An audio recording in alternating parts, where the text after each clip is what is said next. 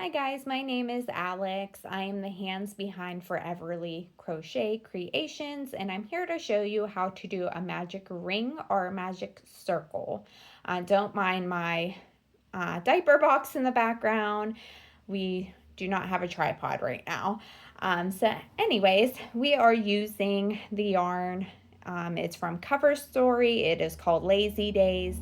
Color is amber.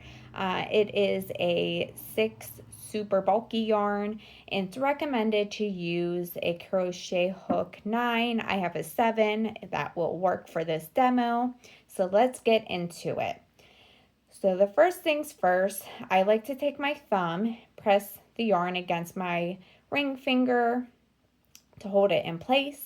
And then you're going to take your yarn and you are going to drape it over your fingers in the front and then bring it on back. And once you go over a second time, you want to cross over, and I kind of lock it in with my pinky.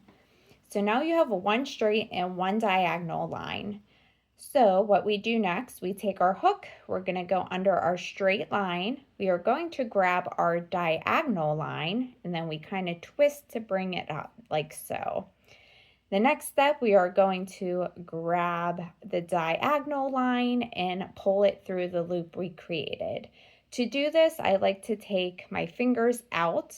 It can be a little tricky. You can do this with it's still in place with your fingers, but I find that difficult. So I take it out and then I pull that diagonal line through the hoop. Now your diagonal line is the one that's connected to the big ball of yarn.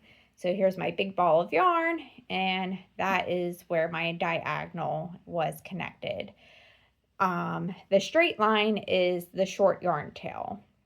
So the next step, we want to crochet into our magic circle. I'm going to do 3 single crochets to show you guys. So when you go into the circle, you want to make sure that that piece of yarn and your yarn tail is on top of your hook.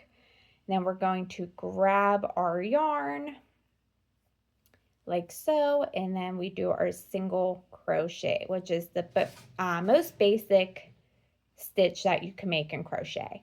So we'll do that 2 more times, again going through the circle, making sure our yarn is on top, grabbing our yarn, bring it on back, and then grabbing yarn again, yarning over or under, however you prefer, and then we are going to pull through. And the last one, I'll speed it up a little for you. Hopefully I don't make any mistakes. Yarn under, got it. There we go. Okay. And we can just pull that to get it out of the way. So once I'm done doing my stitches, I like to pull up on my yarn so we don't accidentally unravel anything. If you hear any scattering in the background, that is my bearded dragon Reptar making his presence known. The last step for the magic circle or magic ring is that you want to kind of press on your stitches here, and we're going to pull the short yarn tail to close it. So we just do like so, and you'll see that circle get smaller and smaller till it disappears. So now you're ready to start round 2, and you would go into your first stitch that you made.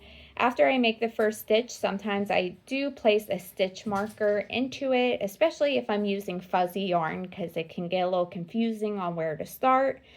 Just a reminder, this is just your knot that you made to start your circle. So you do not crochet into that. You want to crochet into the first V. I hope this was helpful to any beginners. Please let me know if you have any feedback or if you would like to see something else demonstrated. I will be hopefully posting a tutorial on how to make a little crochet duck in the future, very near future. I'm still working on the pattern, so please follow along. I will try to show you how to do different patterns, different stitches, how to read patterns to help you on your crochet journey. Thank you so much for watching, and I'll see you guys again very soon.